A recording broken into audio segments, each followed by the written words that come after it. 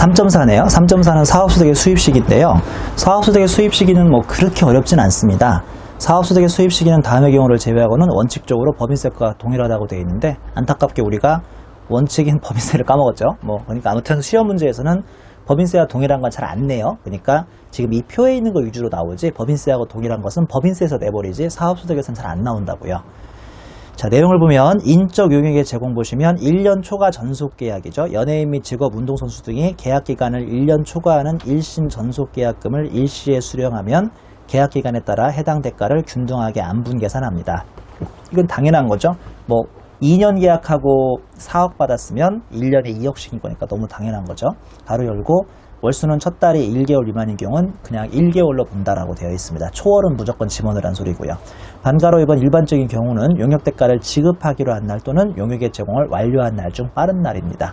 제가 만약에 강의를 싹 다 찍고 그 다음에 며칠 후에 이 강사료를 만약에 받는다고 쳐요. 이 강의는 물론 무료 강의지만, 그러면 딱 끝난 날 있잖아요. 그날하고 돈 받기로 한 날 좀 빠른 날이니까 돈을 나중에 일반적으로 받기로 했을 테니까 그냥 끝난 날이 저의 귀속 시기가 되는 겁니다. 만약에 강의 딱 동영상 촬영은 2015년 12월 말에 끝났는데 2016년 1월에 돈이 들어온다면 15년 신고인 거예요? 16년 신고인 거예요? 15년 신고잖아요.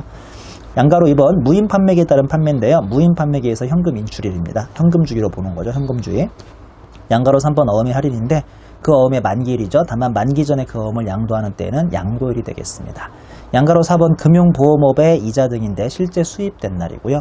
양가로 5번 부동산 등 자산 임대소득이죠. 계약 또는 관습에 따라 지급일이 정해져 있으면 정해진 날인 약정주의고요. 반가로 2번 계약 또는 관습에 따라 지급일이 정해지지 아니했으면 지급받은 날인 현금주의. 그러니까 뭔가 정해진 게 있으면 그 약정대로, 정해진 게 없으면 현금주의로 가는 뜻이죠. 반가로 3번의 선세금인데, 선세금은 먼저 낸 세금이 아니고 먼저 낸 월세입니다만, 미리 받은 월세 등을 받은 경우 있으면 계약기간 월수로 안분 계산하고, 역시나 월수는 첫 달에 1개월 미만이면 그냥 1개월로 보면 되겠습니다. 비교적 어렵지 않아요. 그리고 옆 페이지 주의해 보시면 장기 할부 판매 및 건설공사의 법인세법과 소득세법의 귀속 사이 차이인데 1차에서는 한 번도 안 나왔습니다. 그러니까 2차 혹시 준비하시는 분들이 있을까봐 표를 요약해 놓은 거니까 말 그대로 이해독 참고만 하시면 되고요. 밑에 있는 사례 좀 풀어볼까요? 연예인 유씨는 광고 전속 계약을 7월 31일에 체결하고 당일자로 지급하기로 함. 체결한 날 바로 지급하기로 했대요. 7월 31일이면 7월이 하루밖에 안 남았잖아요. 이때 7월을 한 달치를 친다 안 친다? 친다니까요. 제가 초월 치라고 그랬잖아요. 케이스 1, 2억 4천원의 계약금 전속기간이 2년 후인 2017년인가요? 2년 후면 7월 30일까지면 케이스 2, 1억의 계약금 전속계약기간이 내년 1월 30일까지라면요. 자, 단기사업소득은 2.4억 곱하기 24개월분의 6 해서 6천만원. 그 다음에 이유는 1년 초과 계약 시 요라 생각하니까요. 그리고 오른쪽 세로스의 케이스 2, 그게 아니라 1억 계약금이고 전속기간이 내년 1년 30일까지는 6개월짜리 단발이라면 이런 경우는 그냥 단기사업소득이 1억입니다. 1억, 6개월짜리 단발이니까요. 이유는 일반적인 경우엔 지급하기로 한 날, 즉 단기 7월 31일과 용역 제공의 완료일인 내년 1월 30일 중 빠른 날이기 때문에 그냥 올해 1억입니다. 어렵지 않습니다. 이런 거 나오고 맞추셔야 돼요. 34페이지 챕터 3.5의 사업소득의 과세 방법인데요. 이것도 조금만 생각하면 쉬워요. 조금만 생각하면. 양가를 본 원칙은 사업소득은 원천징수를 할 수가 없습니다. 자, 제 말 좀 들어보세요. 소득세의 가장 큰 특징이 아주 광범위한 원천징수라고 그랬어요. 기억하세요? 원천징수가 뭐냐면요. 원래 세금은 돈 주는 사람이 낸다, 돈 버는 사람이 낸다? 다시. 돈 주는 사람이 내요, 돈 버는 사람이 내요. 당연히 세금은 돈 버는 사람이 내야 하는데, 개인소득세는 우리나라 5천만 국민이 자기들이 돈을 벌 때마다 세금을 신고할 거라는 걸 기대하기가 너무 어려우니까 광범위한 무슨 제도가 있다? 원천징수 제도가 있다는 거죠. 원천징수 제도는 돈 주는 사람이 알아서 100원 줄 때 100원 중에 한 5원을 띄워버리고 스스로 한 95원만 준 다음에 돈 준 사람이 5원을 킵하고 있다가 다음 달 10일까지 국세청에 대신 내주는 게 원천징수로서, 우리나라 원천징수는 은행에서 이자 받을 때 정말 광범위하고요. 여러분 부모님이 직장생활을 하신다면 직장생활 월급 탈 때도 우리 직원들이, 즉 근로자들이 직접 세금 신고하는 게 아니고요. 1년 내내 그냥 세금이 차감된 소위 갑근세, 갑종근로소득세라고 예전에 그렇게 얘기했었는데, 그걸 차감한 순액만 받고 있다가 내년 2월 달에 연말정산만 한 번만 해버리면 되는 제도잖아요. 근데 아무리 소득세에서 이 원천징수가 광범위한다 해도 사업소득은 원천징수를 절대 할 수가 없어요. 매우 독특한 특징입니다. 사업소득은 원천징수를 절대 할 수가 없습니다. 가 아니고 거의 할 수가 없고요. 독특한 거 한두 개만 원천징수를 할 수가 있습니다. 자, 예를 들어 볼까요? 사업소득을 원천징수하면 우리나라 국민들은 일대 혼란에 빠질 거예요. 자, 이 펜이 1,000원이라고 쳐요. 1,000원이라고 쳐요. 사업소득이 원천징수가 만약에 3%라면 우리가 문방구에서 앞으로 이 1,000원짜리 펜 사고 문방구 주인아줌마한테 얼마만 줘야 한다? 970원만 줘야 돼요. 3%인 30원을 원천징수해야 하니까. 그러면 문방구 아줌마가 물어보겠죠. 야, 학생, 왜 30원은 왜 안 줘? 아줌마, 이걸 원천징수라고 합니다. 30원은 걱정하지 마시고 제가 다음 달 10일까지 아줌마 대신해서 관할세무서에 내줄게요. 이게 원천징수인데. 그러니까 예를 들어서 초등학생들이 동네 슈퍼에서 1,000원짜리 아이스크림 사 먹고도 아줌마한테 970원만 주는 거예요. 예, 너 30원을 왜 안 주니? 아줌마, 이거 원천징수라는 건데요. 제가 대신 내드릴게요. 이게 말이 안 되잖아요. 그러니까 안 돼요. 원천징수와 사업소득은. 자, 거기에 칠판마크 보시겠습니다. 사업소득도 원천징수 한다면 모든 국민은 매점에서 음료수를 사 먹고 나서 1,000원의 3%인 970원만 매점주인 사업자에게 줘야 하니까 이 말도 안 되는 거잖아요. 근데 매우 특이하게 보시다시피 몇 가지는 그 원천징수를 하기도 합니다. 자, 반가로 1번 부가세 면세 대상인 의료보건 용역, 인적 용역. 이거 저예요. 이거 저. 제가 한때 학원 강의할 때요. 예전에 한참 학원 강의할 때 바로 인적 용역 사업소득자예요. 오해하지 마세요. 우리나라에서 사업자라 하면 가게가 있는 사람만이 사업자가 아니에요. 학원 강사같이 자기 몸으로 사업하는 사람이 있어요. 자기 몸으로 사업하는 사람, 이거를 인적 용역 사업소득이라고 부릅니다. 신기하죠? 저도 한때는 사업소득, 그 학원 강의로 인한 사업소득이 있었다고요. 자, 부가세 면세 대상인 의료보건용역, 인적용역인데요. 내용을 보시면 국가, 지자체 등 또는 법인, 개인 사업자가 지급하는 경우 가로 열고 일반 개인이 병원 이용 시에는 원천징수 안 함이라고 되어 있고 오른쪽 세율 3%죠. 자, 잘 들어보세요. 오해하지 마세요. 여러분들이 병원 가서 감기 때문에 병원비가 3,000원 나오면요. 3,000원에 3%인 2,910원만 주고 90원은 의사가 아니죠. 환자인 우리가 가지고 있다가 다음 달 10일까지 내라는 뜻이 아니에요. 그 뜻이 아니라 보시면 국가, 지자체 등 법인, 개인 사업자가 지급하는 경우만 그래요. 즉 여러분 부모님 중에서 분명히 사업하시거나 장사하시는 분이 있을 거라고요. 있죠? 아니면 여러분 친척 중에 사업하거나 장사하는 분이 있을 텐데 그런 분들이 병원에 가서 감기 진찰 받고 3,000원 될 때만 3%인 90원을 띄고 2,910원을 주라는 소리입니다. 맞습니까? 이것도 엄한 소리죠. 가로 열고 써 있잖아요. 일반 개인이 병원 이용 시에는 원천징수를 안 함이라고 써 있는데 이게 뭔 소리냐면 주 1번 내려가시면 되는데요. 그냥 주 1번만 기억하면 돼요. 이거 되게 쉬워요. 회사에서 매년 정기검진을 수행하면서 병원 검진 차량에 대하여 대가를 때 이게 그겁니다. 법인 사업자가 돈을 줄 때예요. 왜 우리 학교에서도 고등학교 때 그 병원차 와가지고 엑스레이 찍고 그런 적 있죠? 나중에 회계사나 세무사 돼도요.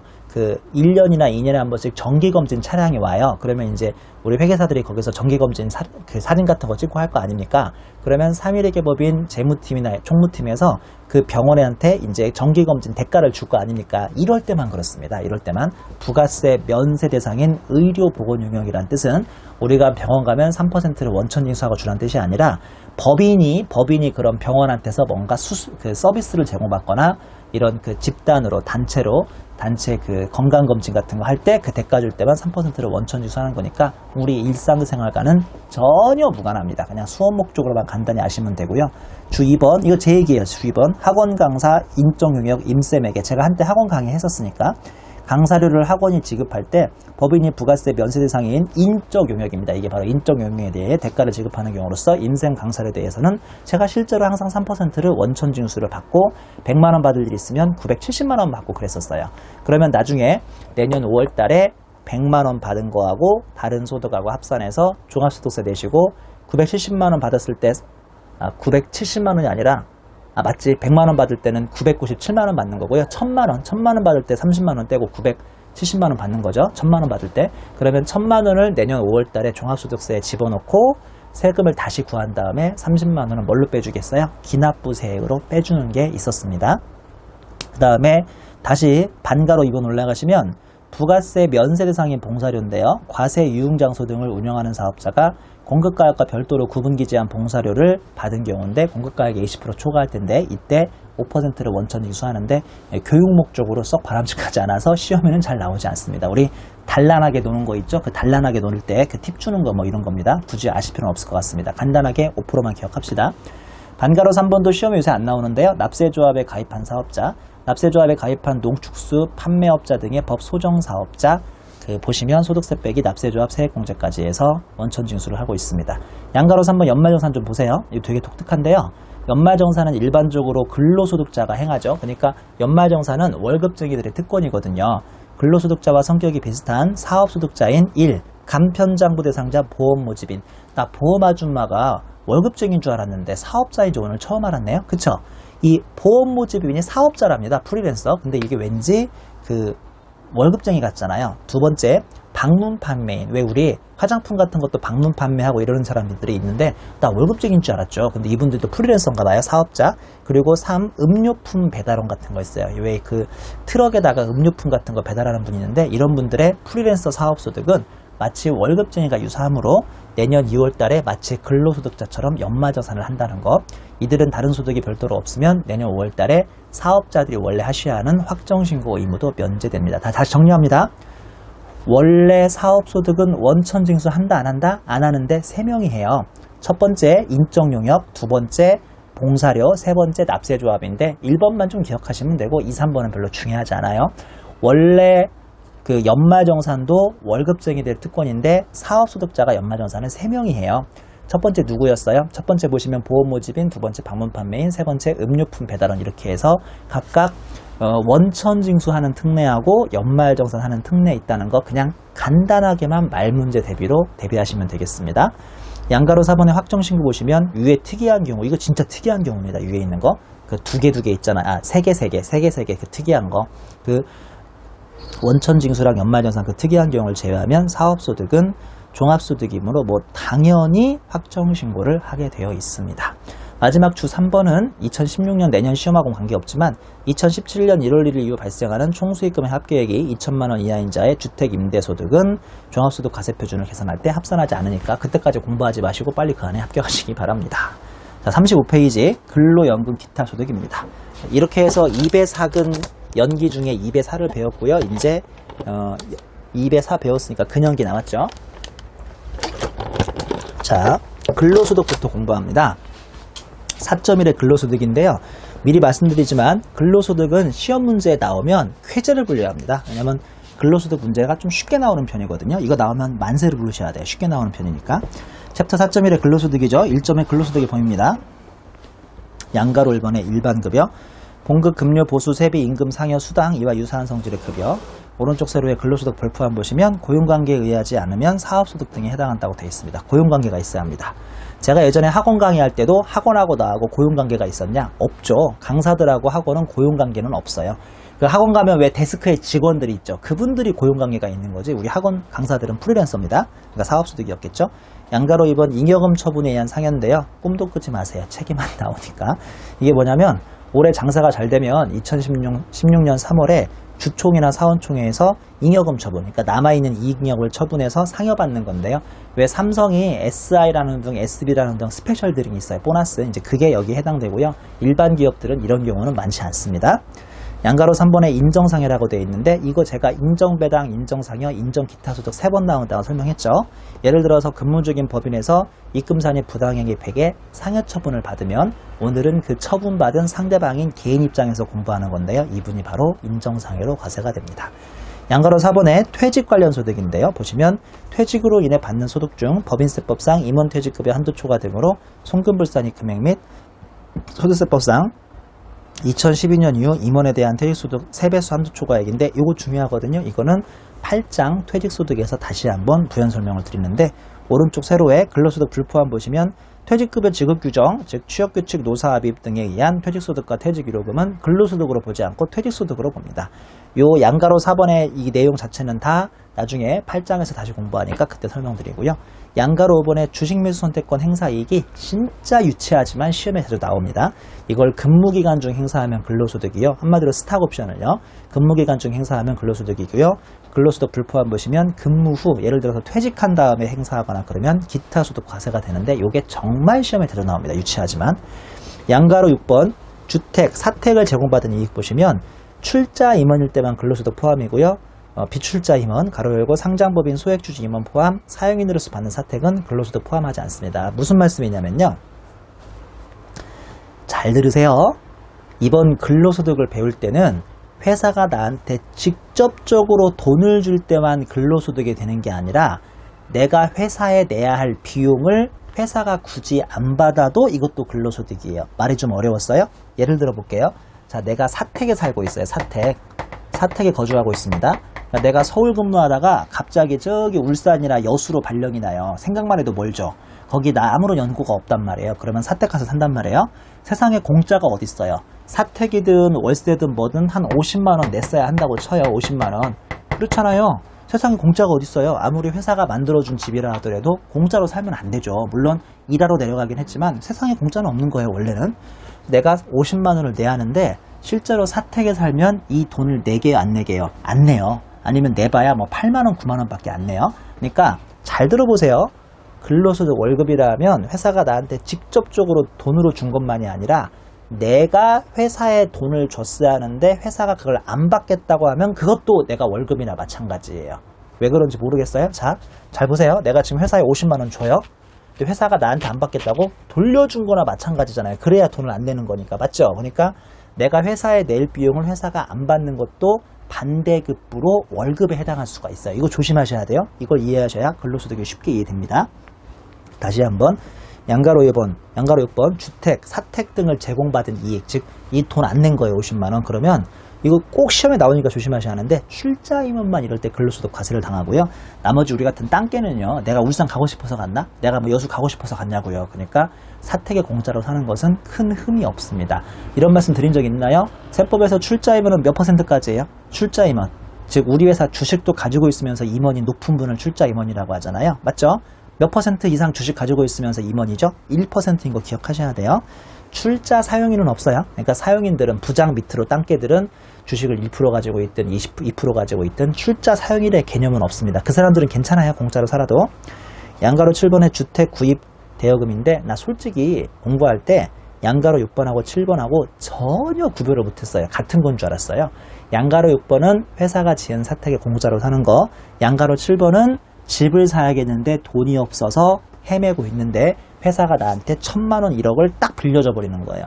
만약에 1억 빌려줬다고 칩시다. 그러면 세상에 공짜가 없으니까 나는 회사에 1억에 대한 뭐를 내야겠습니까? 원래는 뭐를 내야죠? 이자 비용을 내야 하는데 실무에서 복리후생 목적으로 그 이자를 잘 안 받는 편입니다. 나 그러면 회사에 이자, 돈 냈어야 하는데 굳어버렸으니까 이게 반대급부로 뭐가 되는 거예요? 월급이 되는 거죠. 양가로 7번 주택 구입 대여금은 종업원이 주택의 구입, 임차는 돈 사는 거 말고요. 전세 같은 거. 임차에 소요되는 자금을 저리 또는 무상으로 대여. 실무에서는 거의 아예 무상으로 해주죠. 대여받음으로써 얻는 이익인데요. 오른쪽 세로 비출자 임원 등 불문하고 모두 근로소득에 포함된다고 되어 있죠. 6번하고 7번 잘 구분하십니다. 6번은 출자 임원만 이렇게 하면 문제가 생기는데, 즉 사택에 공짜로 살면 출자 임원만 문제가 생기는데, 7번은 주택 구입 대여금을 좀 받아버리면 누구든 문제가 생겨서 근로소득 과세가 됩니다. 제가 문제가 생긴다는 것은 그렇게 큰 문제가 아니고 월급에 잡혀서 세금 내시란 소리예요. 양가로 8번의 기밀비죠. 기밀비, 교재비 등의 명목으로 받은 경우로서 업무 사용이 불분명하면 그냥 무조건 월급 받은 거고요. 양가로 9번의 여비죠. 여비, 즉 여비교통비, 그러니까 쉽게 얘기해서 출장비예요. 출장비가 뭔 월급이에요. 출장비는 당연히 받아야지가 아니라 연액 또는 월액으로, 즉 연간 정액을 받아버리거나 매달 정액으로 그 출장비 명목으로 뒷돈을 받아버리면 이것도 월급으로 봅니다. 무섭죠? 양가로 10번 경조금도 사회통념상 타당하기만 하면 근로소득 불포함인데요. 누가 우리 회사 김대리 결혼하는데 막 1억을 줘버렸어요. 회사가. 사장님이. 이거는 근로소득 타당하지 않죠? 그러면 근로소득 과세가 될 수 있어요. 근데 사회통념상 타당한 금액이 어디까지인지는 전혀 아실 필요 없습니다. 시험 문제에서 줍니다. 사회통념상 타당하다 안 하다. 11번에 사내 강연료인데요. 업무와 관련된 강연이나 신입사원이 들어온다고 회계팀장이 막 시험 문제 내가지고 출제료 받는 거예요. 이런 거는 근로 연장이니까 근로소득 포함인데, 오른쪽 세로 업무와 무관한 회사 사보에다가 뭐 아프리카 여행기 같은 걸 써버려가지고 한 몇십만 원 받으면 이거는 업무 연장이라고 보긴 힘들어요. 그래서 이때는 기타 소득 과세가 됩니다. 넘겨보시면 보험료죠. 종업원이 부담해야 할 부분을 회사가 대신 부담한 금액은 근로소득의 원칙이죠. 무슨 말씀이냐면 왜 자동차 보험이나 생명보험 같은 것은요, 내가 평소에 다달이 보험료를 냈다가 내가 아프거나 다치고 사망하거나 그러면 내 앞으로 돈이 나오는 거잖아요. 근데 좋은 회사들은요, 단체보험이란 걸 가입해요. 단체보험. 혹시나 산업재해나 문제가 생기면 그 직원한테 돈을 주기 위해서 단체보험에 가입하는데, 이 단체보험 가입했으면 원래는 매달 보험료를 누가 냈어야겠어요? 직원이 대하는 걸 단체보험이니까 누가 대신 내주는 겁니까? 회사가 대신 내주는 거잖아요. 이것도 내가 회사에 원래 보험료 줬어야 하는데 회사가 대신 내준 거니까 나는 뭐가 굳은 거죠? 보험료가 굳은 거죠. 이것도 원래는 뭘로 봐야 한다는 소리입니까? 보다시피 원칙은 근로소득으로 봐야 하는데, 이 원칙을 전혀 아실 필요 없고 수업 목적으로 오른쪽 세로만 아시면 됩니다. 단체 순수보장성 보험 또는 단체 환급금 보장성 보험, 그 언어가 중요한 건 아니고요. 단체가 중요한 거예요. 단체. 이렇게 회사가 단체 보장성 보험에 1인당 연간 70만 원까지를 대신 내주면 전혀 월급으로 잡히지 않습니다. 동그라미 2번에 임직원의 고의 및 중과실 외, 고의 또는 중과실은 안 돼요. 경과실 같은 것만 돼요. 업무상 보험료를 회사가 대납해 줍니다. 자, 이거 설명드리죠. 2번 설명드릴게요. 이거 법인세에서 설명했는데요. 내가 택시회사 사장인데 우리 직원들이 졸음운전 같은 거 하다가 앞차 박아버리면 보험료 많이 나오니까 그걸 대신 내가 평소에 대납을 해주는 거예요. 직원들 대신에. 이런 건 문제 없어요. 근로소득 안 잡힙니다. 근데 그게 아니라 내가 택시회사 사장인데요. 직원들을 하도 야근시키니까 직원 중에 한 명이 억하심종으로 신호대기 중이던 앞차를 일부러 뒤에 가서 박아버립니다. 이건 고의로 사고 낸 거죠. 또는 중과실이죠. 이렇게 하면 보험료가 나올 텐데, 보험금을 줘야 할 텐데 앞차한테, 이런 보험료까지 평소에 회사가 직원을 위해서 대납해 주는 것은 이건 말이 안 되는 거예요. 그건 근로소득 잡히고요. 그게 아니라 고의나 중과실이 아닌 것으로 보험료를 내주면 이거는 문제가 없습니다. 동그라미 3번, 퇴직 일시금 신탁, 퇴직연금의 보험료 등이 있습니다. 13번 보시면 기타라고 해서 공무원에게 지급되는 직급보조비, 이거 근로소득 과세, 휴가비, 자녀학비 보조금, 의료비 보조금 싹 다 과세가 됩니다. 특히나 자녀학비 보조금 과세돼요. 우리 아들이 이번에 대학생 들어갔는데요. 회사에서 등록금 500만 원 보조되는 거, 이거 다 세금을 내시는 거예요. 꼭 기억하셔야 돼요. 시험에 나옵니다. 이거 자녀학비 보조금은 세금 내십니다. 본인 직장 생활하면서 대학원 다니는 사람이 있거든요. 그 사람들이 받는 보조금은 세금 안 내요. 그건 뒤에 나오니까 조금만 참으시면 돼요. 근데 아무튼 자녀 앞으로 나오는 것은 세금을 내는 게 원칙이죠. 오른쪽 세로, 하지만 이따 배우시는데 근로자 본인 학자금은 요건만 만족하면 세금을 내지 않습니다. 줄번 볼까요? 고용관계 없이 부여받은 주임대 선택권의 행사로 인한 이익은 기타소득이라고 아까 설명드렸고요. 주 2번 현물급여, 그러니까 회사가 사정이 안 좋아서 돈으로 월급 주는 게 아니라 자기 회사 물건으로 월급 주는 최악의 경우가 있습니다. 현물급여. 현물급여의 평가는 사업소득의 수익금액을 준용하니까 아까 사업소득 배웠을 때 주로 받은 것일까로 하기로 했죠. 받은 것일까 이렇게 하시면 되고요. 사례, 회사는 거주자 유대를 위해서 연간 100만 원의 단체 환급부 보장성 보험료를 5년간 납입했는데 유대리가 계약 만료 전에 40만 원을 환급받았다고 칩시다. 자, 그러면 납입시랑 수령시가 있죠? 납입시 보시면 70만 원과 30만 원으로 나누셔야 돼요. 70만 원까지 문제 없어요. 70만 원 곱하기 5년 동안 350만 원은 근로소득 아니에요. 비과세예요. 근데 100만 원씩 내버렸으니까 70만 원 초과했잖아요. 그래서 30만 원 곱하기 5년은 150만 원은 근로소득 과세라고요. 근데 오른쪽 세로 보시면요. 이렇게 해서 5년 만에 40만 원을 수령하면 40만 원도 7대3으로 나누셔야 돼요. 그래서 28만 원하고 12만 원으로 나눕니다. 자, 28만 원이 세금 내요? 12만 원이 세금 내요? 당연히 12만 원이 세금 내죠. 왜냐면 28만 원 부분인 70%는 예전에 거꾸로 얘기했네. 죄송합니다. 28만 원 부분을 당연히 세금을 내야 하는데, 왜냐면 70%인 350만 원 부분이 비과세였으니까 이제 70%인 28만 원 부분은 과세고요. 30% 부분인 150만 원이 과세였으니까 이제는 이건 세금을 안 내야겠죠. 그래서 30% 부분인 12만 원은 비과세가 됩니다. 제가 예전부터 대응 논리 얘기했죠. 한 번은 좋으면 한 번은 나빠야 하고 한 번은 나쁘면 한 번은 좋아야 하니까, 예전 비과세였으면 이번에 돈 탈 때는 과세, 예전에 과세였으면 이번에 돈 탈 때는 비과세가 됩니다.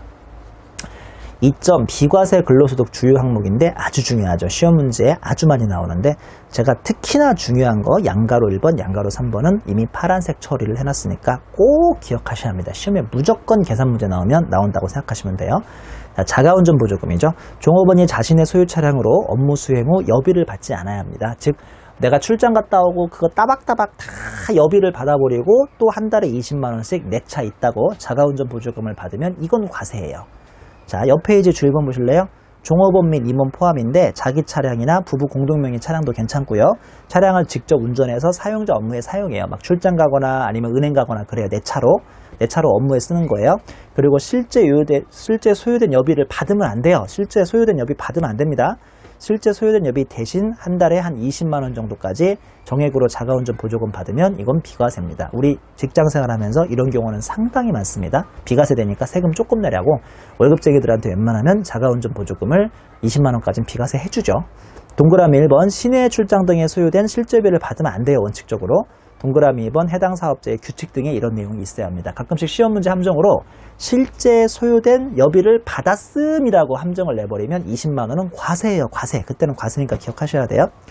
자, 다시 앞에 이제 양가로 1번 오른쪽 세로 봤죠? 한도액은 20만 원입니다. 이 시험에 아주 자주 나옵니다.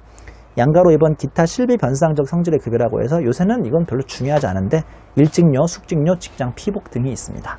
양가로 3번 식사 또는 식사대죠. 이거 중요해요. 식사를 제공받지 않으면서 수령하는 식사대. 동그라미 2번 식사를 제공받으면서 식대도 수령하면 식대는 전액과세. 동그라미 3번 식사만 제공받으면 전액 비과세고 오른쪽 세로 10만 원입니다. 자, 헷갈릴 테니까 잘 들어보세요. 우리 회사는 밥은 안 나와요. 구내식당이 없어요. 한 달에 15만 원씩 월급 받는 날 식대를 더 줘요. 그런 회사 많습니다. 과세요, 비과세요? 10만 원까지 비과세, 5만 원은 과세예요. 이해하셨죠? 자, 두 번째 케이스. 우리 회사는 구내 식당이 있어요. 구내 식당. 그래서 거기서 밥을 먹어요. 물론 무료입니다. 밥은. 그리고 월말에 월급은 다 돈으로는 더 안 나와요. 이해하셨죠? 그러니까 앞에 케이스는 밥 안 나오고 15만 원 돈 나오면 10만 원까지는 비과세, 5만 원 과세. 두 번째 케이스는 돈은 안 나와요. 따로. 근데 밥이 나와요. 밥이. 근데 밥이 한 끼가 약 4,000원어치가 나온대요. 돈으로 환산하면. 그러면 한 달 30일이면 12만 원어치 밥을 먹은 거예요. 돈 받은 거 아니에요? 밥을 먹었는데 굳이 돈으로 환산하면 12만 원어치예요. 자, 얼마까지 비과세죠? 10만 원까지 비과세입니다. 가 아니고요. 밥으로 먹으면 굳이 제발 돈으로 환산하지 마세요. 그냥 무조건 비과세니까. 이해하셨죠? 10만 원 여부 따지지 않습니다. 10만 원 여부는 돈 받을 때만 따지는 거죠. 자, 세 번째 케이스. 우리 회사는요. 밥이 식당에서 공짜로 나오기도 하고요. 대박. 매달 월급에 또 돈이 한 5만 원 더 나오는 거예요. 대박이죠. 그러니까 밥은 밥대로 나오고요. 매달 월말에 월급 받을 때 돈이 한 5만 원 더 나옵니다. 그러면 이 5만 원은 10만 원을 넘지 않았으니까 전액 비과세입니다. 맞아요? 틀려요? 틀리죠. 또 틀립니다. 밥하고 돈이 같이 나오면 이런 회사는 파라다이스 오래 다니셔야 돼요. 아주 좋은 회사니까. 이런 회사는 돈은 한 푼이라도 과세가 됩니다. 제가 지금 설명할 1, 2, 3번이 그거예요. 한번 읽어보세요. 그거니까. 다시 한번. 돈만 나오면 10만 원까지 비과세, 10만 원 넘으면 과세. 밥만 나오면 돈으로 환산하지 말고 무조건 비과세. 밥과 돈이 같이 나오면 돈은 한 푼이라도 과세입니다. 기억하셔야 합니다. 양가로 4번 안 중요해요. 저기 연구보조비 선생님들이나 연구원 받는 거 20만 원까지 비과세. 양가로 5번 이것 좀 기억하셔야 돼요. 본인학자금은 주 2번에서 다시 부연 설명. 양가로 6번 취재수당 안 중요해요. 안 중요해요. 기자 같은 경우 20만 원까지 비과세. 지금까지 시험 문제에 기자가 나온 적 없어요. 기자는 좀 특정한 직업군이니까 안 나와요. 시험 문제. 나오면 푸세요. 그냥 20만 원 나오면 푸세요. 양가로 7번 천재지변 안 나와요. 이거 그냥 천재지변 나와도 다 맞추더라고요. 이거 비과세요. 한도 없습니다. 양가로 8번 출산 보육수당인데 읽어보죠. 근로자 또는 그 배우자의 출산이나 6세 이하 자녀의 보육 관련 급여는 자녀 수와 상관없이 10만 원을 매달 비과세 해줍니다. 6세 이하, 저가 실제 그래요. 지금 만 6세 이하 애가 2명 있거든요. 그럼 2명 있으니까 20만 원이 아니고요. 그냥 어른이 중요해요. 어른이 한 명이니까 제가 한 명이잖아요. 그러니까 자녀 수와 상관없이 10만 원입니다. 맞벌이 부부면 각각 10만 원이래요. 자, 다시 6세 이하가 한 명인데요. 남편도 근무하고 와이프도 각각 어디선가 근무하고 있어요. 그러면 둘이 토탈해서 10만 원입니까? 각각 10만 원입니까? 각각 10만 원이라니까요. 이거는 애수가 중요한 게 아니라 어른 수가 중요하다니까요. 그러니까 혼자 벌면 혼자 10만 원, 둘이 벌면 각각 10만 원 되는 거예요. 애가 2명이든 3명이든 그건 중요하지 않고 6세 이하 자녀가 있으면 됩니다. 월 10만 원. 양가로 9번 육아기 근로시간 단축급여 비과세라고 해서 근로자가 만 6세 이하의 초등학교 취학 전 자녀를 육아하기 위해서 전일제 육아휴직 대신 근로시간 단축으로 받는 급여액도 비과세입니다. 무슨 말씀이냐면 요새 우리나라도 나름대로 복지가 잘 돼 있어가지고 애 낳으면요 육아 근로시간을 빼줘요. 단축급여를 시켜줘요. 근데 나는 사회에 공헌하고 직장에 헌신하기 위해서 그 단축 기간에도 그냥 또 일을 해버린 거예요. 그러면 그 일한 것은 돈이 또 나오거든요. 무료로 일해줄 필요는 없는 거잖아요. 그러면 그 돈 받은 거에 일부를 비과세해 주는 건데 아직까지 이렇게 시험 문제까지는 안 내더라고요. 양가로 10번의 국외근로소득도 제가 주 3번에서 부연 설명, 양가로 11번의 사용자 부담분 법정 부담금도 나중에 주 4번에서 부연 설명, 양가로 12번 생산직 근로자의 연장 근로수당도 지금은 가운데 세로만 기억하시면 돼요. 월 정액급여가 150만원 이하이고 직전과세 기간 총급여액이 2,500만원 이하라면 오른쪽 세로에 240만원까지 연간 비과세인데 이것도 주 5번에서 부연 설명입니다. 자, 주 2번 볼까요? 근로자 본인이 받는 학교와 직업 능력 개발 훈련시설의 교육비는 아래 요건 모두 구비 시 비과세인데요.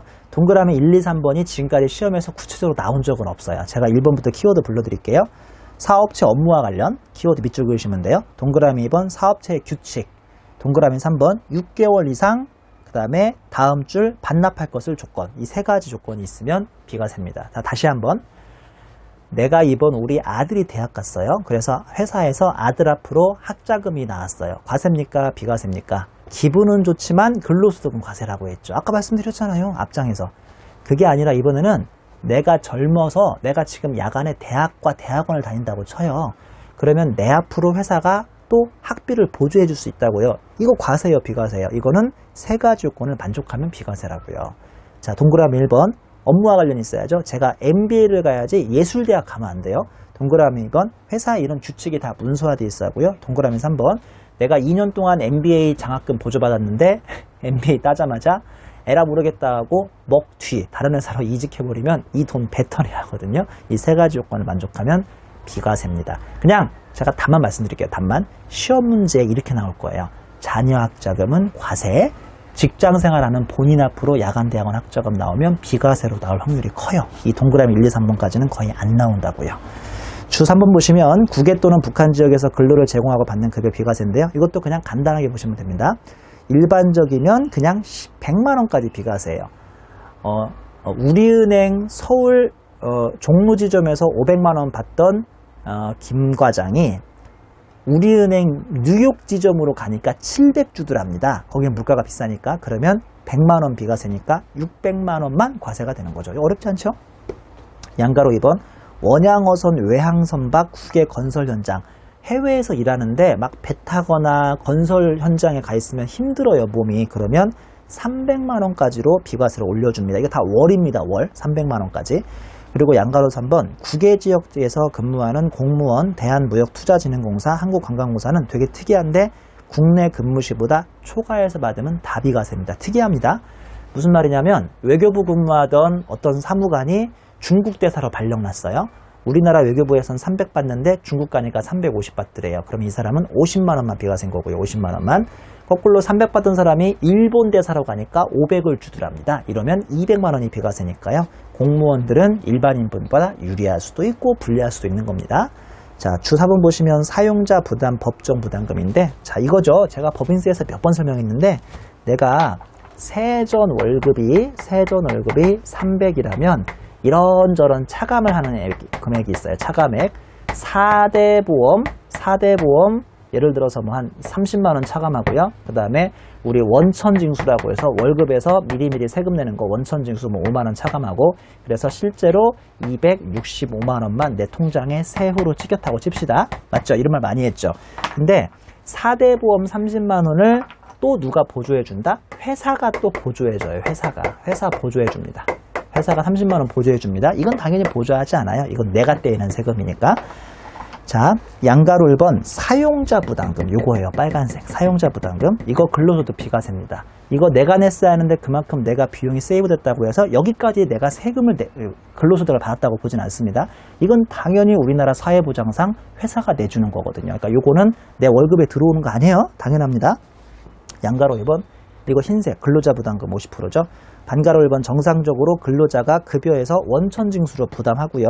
별도의 과세 문제는 전혀 없습니다. 연말에 보험료 등 공제 연말정산 받을 수 있는데 이 반가로 2번이 문제예요. 반가로 2번은 시험에서만 나오지 현실에서는 있을 수가 없습니다. 이 반가로 2번은 뭐냐면 회사가 내줘야 빨간색도 회사가 내주고요. 심지어 직원들이 직접 월급에서 떼야 할 30만 원도 회사가 내주는 진정 파라다이스 회사죠. 없어요. 실무에서. 절대 없는데 시험 문제에서만 나옵니다. 그러면 이거 비정상적으로 회사가 대납을 해주면 근로자는 그만큼 비용이 굳었으므로 그만큼 급여를 더 받은 것으로 보고 총급여에서 근로소득으로 과세시켜버리고 역시나 연말에 연말정산으로 돌려받을 수도 있죠. 이거 조심하세요. 현실에서는 이거는 무조건 자기 월급에서 떼이는 건데 수업 목적으로 이것도 회사가 보조해주고 이것도 즉 근로자 부담분도 회사가 보조해주면 요거는 과세가 됩니다. 꼭 기억하세요. 자, 그 다음에 주 6번이죠? 주 5번. 주 5번의 생산직 근로자의 연장 근로수당이죠. 실무에서는 오버타임, OT라고 해요. 그러니까 6시까지만 일하면 되는데 야근하는 거죠. 이거 생산직 근로자만 되는 거예요. 저 칼라 좀 보세요. 저 화이트 칼라죠. 블루 칼라만 되는 거라고요. 사무직 근로자는 이런 거 없습니다. 생산직 근로자인데요. 양가로 1번. 생산직 근로자 요건은 월 정액급여 150만원 이하. 그러니까 한 달에 정액으로 150만원이 안 되게 받으셔야 하니까 별로 많이 못 받는 거죠. 그리고 작년 직전과세기간 총급여액이 2,500만원 이하인 경우죠. 동그라미 1번 공장 또는 광산 생산직. 동그라미 2번 요새 운전하시는 분 많단 말이에요. 운전원 및 배달 수화물 종사자. 3번은 어업 종사하는 사람. 선장을 빼고 가로 내용 보시면 선장을 빼고 배 타시는 분들을 의미합니다.